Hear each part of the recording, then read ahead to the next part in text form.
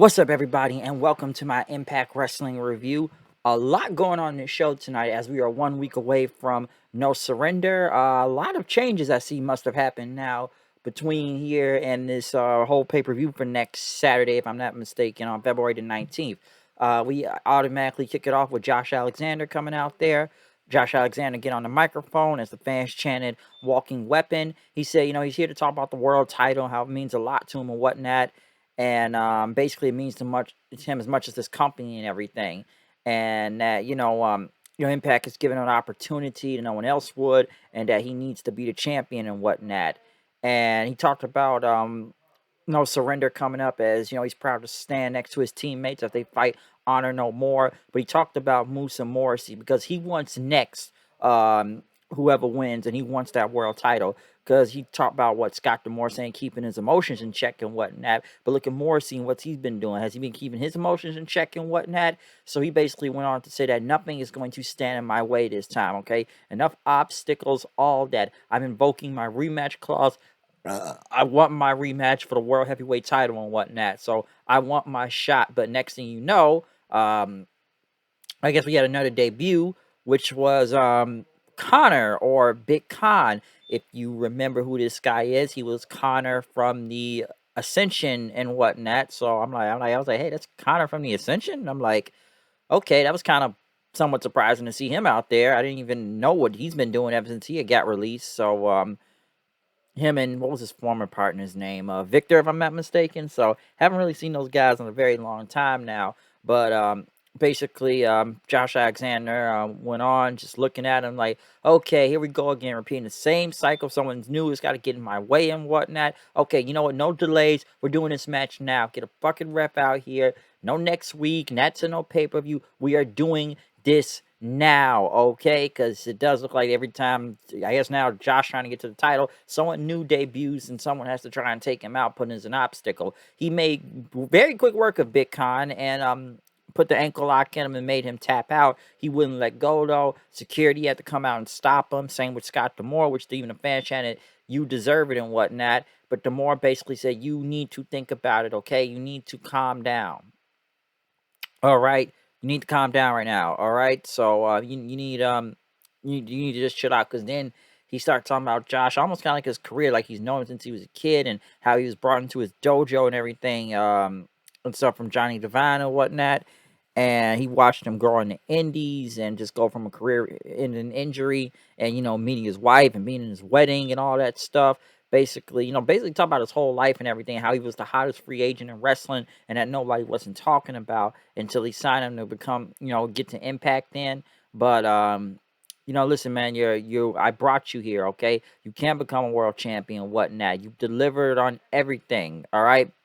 And stuff, but we could do this together. You could still get that shot. But Josh went on and says, enough corporate BS. You got to be the EVP and whatnot. Okay, I want my coach back. I want the guy that cared back. Okay, I want the guy that supported me back. He said, but right now you're just in my way. All right, and this is the title that I need to get. All right, and I want that title around my waist. He says he worked too hard to let everything just slip through his hands right now, because every time he thinks of what happened, or his wife and kid crying after he lost the title, that's the image that repeats in his head. He said he wants to be the world champion. He wants to be the flag bearer of his company and carry the company to where it's never been to before, and he has to prove that to the fans.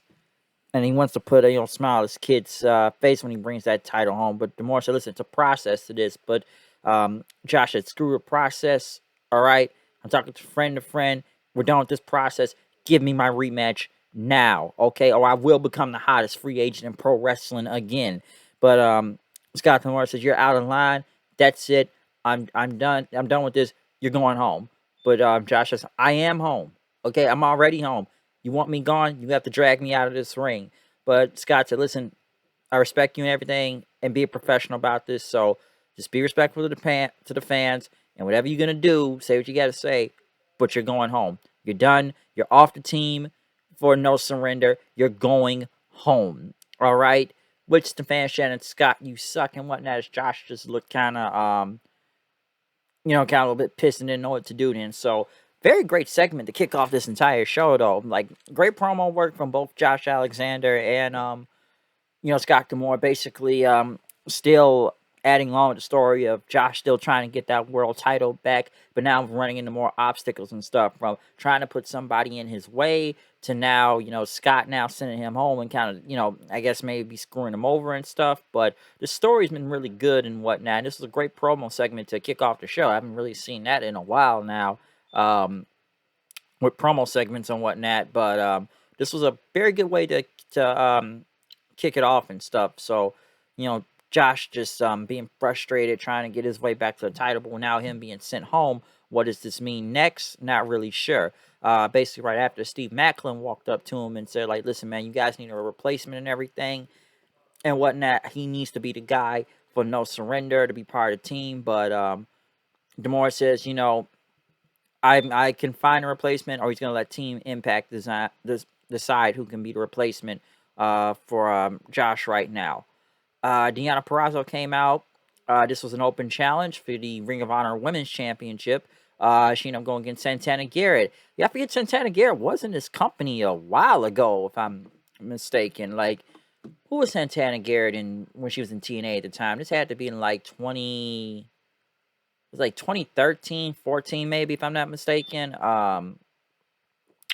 What was she, like, Brittany, if I'm not, and whatnot, and she was like hanging with even though he's got his current gimmick in NXT right now, Dexter Lumis, Sam Shaw, and whatnot. So I do remember being in being in Impact a while ago. Santana Garrett is really good. And this was a good match for her and Deonna and whatnot. Deonna ended up getting the win after going for the armbar and transitioning into a pinfall and whatnot, which was pretty good. Santana Garrett, though, sometimes I wonder, like, does anybody really want to push her at the time? Because, like, she's in, like, every other company. And, yeah, she was in NXT, if I'm not mistaken, but she just happened to just pop up on TV here and there without any real direction. Nothing happened. Kind of, you could say right now, even when, Impact or any other company she's been in. The last time I remember her really doing something was in, the WoW promotion before she went to NXT.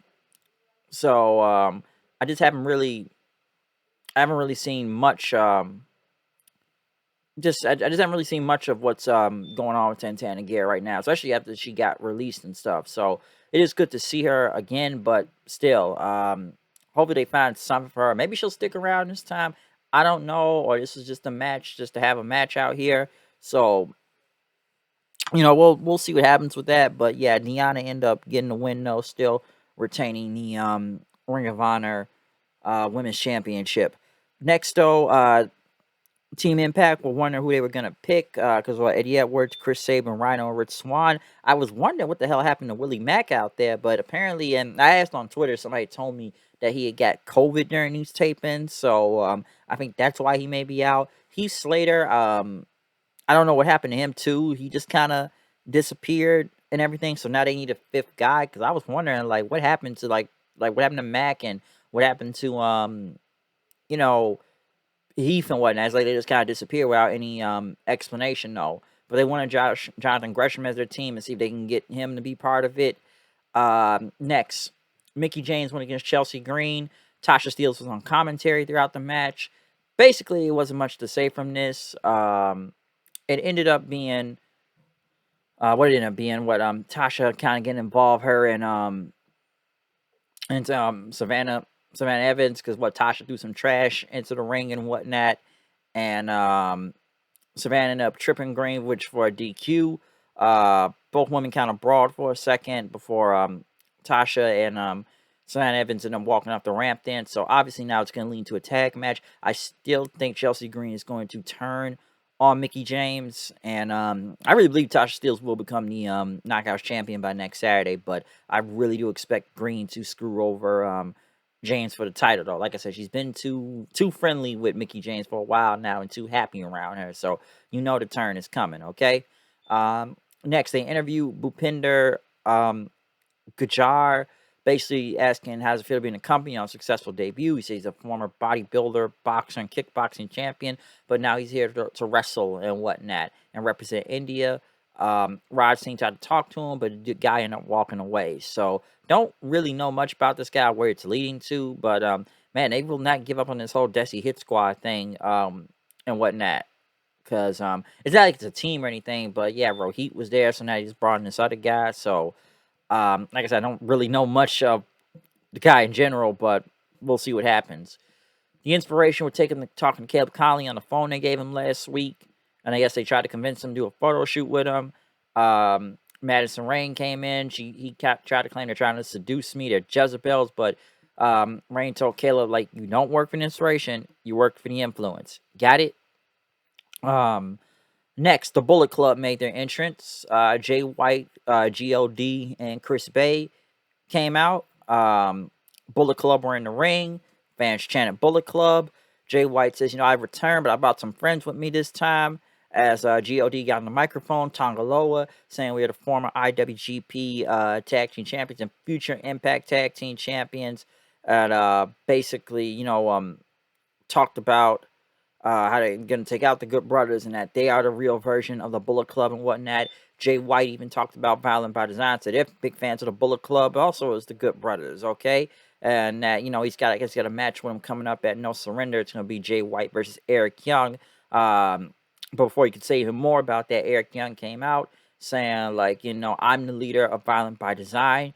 Bullet Club is just trying to cling on to something that was cool damn near 10 years ago and whatnot. And he said, I don't live in the past or the future. I live in the now. Okay. This does not belong to you. Everything belongs to us, which is Violent by Design. And Jay White says, you say you run Impact, but the Bullet Club has been running pro wrestling for over a decade now. Okay. No matter the country or the company or whatnot, Bullet Club remains on top. And that you guys are just the Impact version of Bullet Club right now. And, but, Jay White said that Violent by Design is not Bullet Club. And he told Eric Young, I'm the last rock and roller, who sold out Madison Square Garden and everything. And at No Surrender, we go one-on-one with each other. And you will know, when you breathe with the switchblade. But Eric Young said, we don't got to wait till No Surrender, okay? How about next week, Bullet Club versus Violent by Design? But Jay White said, that's 7 days too long. How about we fight right now? The Good Brothers came out then, basically talked about, you should be thanking us, okay, for all the big houses you live in right now. Thank us, we built the Bullet Club, all right? And, sending out our guards and stuff. But Tama Tonga got on the microphone and he says, thank you, good sisters, for leaving New Japan because the best tag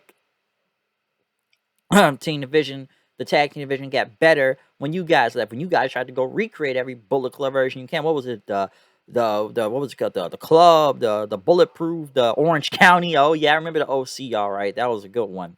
And you tried to rename it, and we don't even know what your names are half the time. Okay, but the Good Brother said we've won tag team titles in every company about 7 times now since leaving New Japan. But Thomas says the only reason why you've been everywhere because you got fired from everywhere.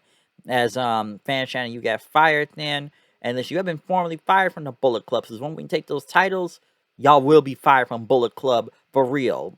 Okay, so very good segment there between the Bullet Club and the Good Brothers and Violent by Design and whatnot. At least, the Bullet Club have a purpose this time than the last time Jay White was there or just the other random members of Bullet Club coming up with Chris Bay without doing anything. I wish they would have given Chris Bay some mic time. No, like the guys in the Bullet Club, but sometimes I wonder where does this really lead to him since Jay White has recruited him in there. Kind of still waiting for something big to happen. Like, it's good that he's in there, but like, where's his purpose? Has it really improved on him right now? Like I said, I know they sent El Phantasmo and Hikaleo before, but it's like I said before, they was like C Squad members of the crew. They weren't like the top hitters and whatnot of the Bullet Club and stuff. Like I said, we heard from Jay White and we heard from Guerrillas of Destiny, but I would have liked to hear something from Chris Bay and whatnot. But then again, what has he really got going on? Even going into No Surrender and everything. So it would have been nice to hear a little bit of mic time from him, but like I said, great, very good promo segment overall between all the groups out there. Matt Cardona was being interviewed, talking about Jordan Grace, which he even had one of her shirts on, talking about he has the digital media title and that he was screwed out of his world title opportunity and whatnot. But now he has this title and he's a pioneer in the internet division. Okay, I made these guys relevant, all right, because of my show I used to have. And, it wouldn't be any wrestlers playing Twitch or video games. It wasn't for me or doing vlogs like me and the Elite. He says he's wrestled everyone from Rapid Delivery Roy Fox to Ric Flair. And that Jordan Grace was his toughest opponent out of all his opponents. So a woman is your toughest opponent? Ron Jordan Grace is strong, but I don't know about that. Kind of odd to say. But he has Jordan Grace ready for a rematch and no surrender because he says he's always ready. Honor No More came out, which the OGK were about to wrestle, or just the Kingdom in general, since it looks like the entire Kingdom is back together. Mike Bennett and Matt Taven went against Rhino and Rich Swann out there, which this match wasn't really that long, I can say that. It ended up with, you know, what was it? Honor No More getting the win. Of course, everybody kind of getting involved out there. But the Kingdom, they used to start jumping everybody. They looked to carry Silken in as he was sitting by ringside. They looked they about to get him because I think they probably beat up Jonathan Gresham earlier in the night too. Almost forgot about that. But Steve Macklin came out for the save then as Rhino hit the gore on I think it was Mike Bennett out there. So they ended up doing that, but as what Silken, Riccaboni, and Bobby Cruz were in the back talking about what Honor No More has been doing and stuff. Steve Macklin even walked up. I think Zamora was out up there too, saying, he just he wanted to talk to Eddie Words and Chris Sabin and whatnot. Wanted to join the team, but Macklin, say like I saw those no more guys been doing. He did something about it, but basically they didn't really trust him, and they didn't know if he was still gonna be part of the team, whatnot. But Eddie Edwards say I don't see a lot of impact in you and whatnot. But Rick Cabana says, "Listen, man, I've known this guy for 10 years. If he's somebody you want to go to war with, this is your guy right here."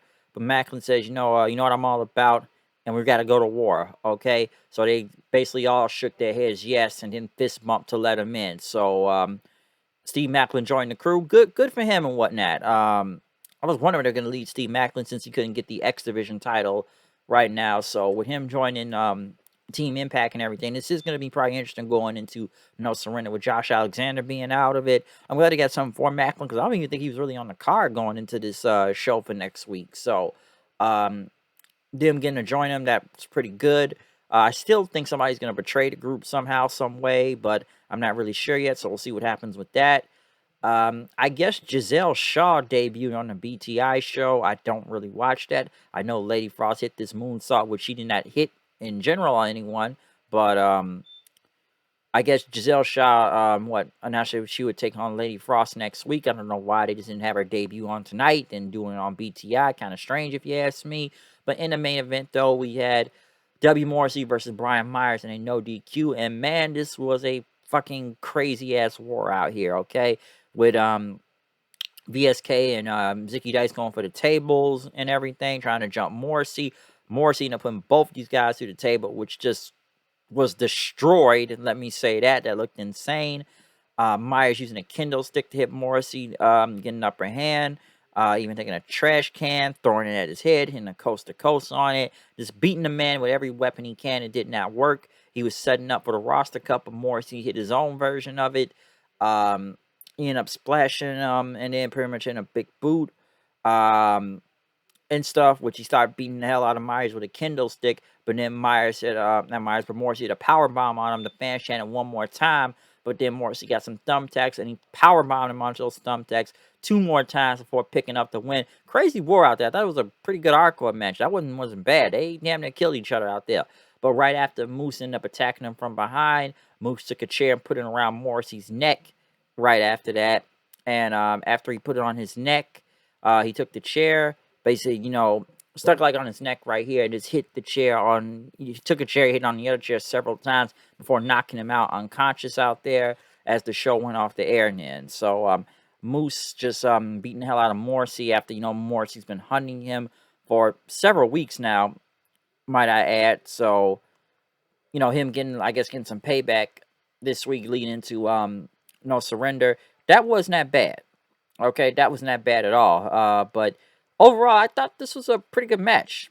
I did not mind it. Like I said, one of the better hardcore matches I've seen in a while. But a very good episode of Impact in general this week, especially leaning into No Surrender. Like I said, a couple match changes here and there, which makes you think what's going to happen in No Surrender right now. From the Josh Alexander, Scott D'Amore promo to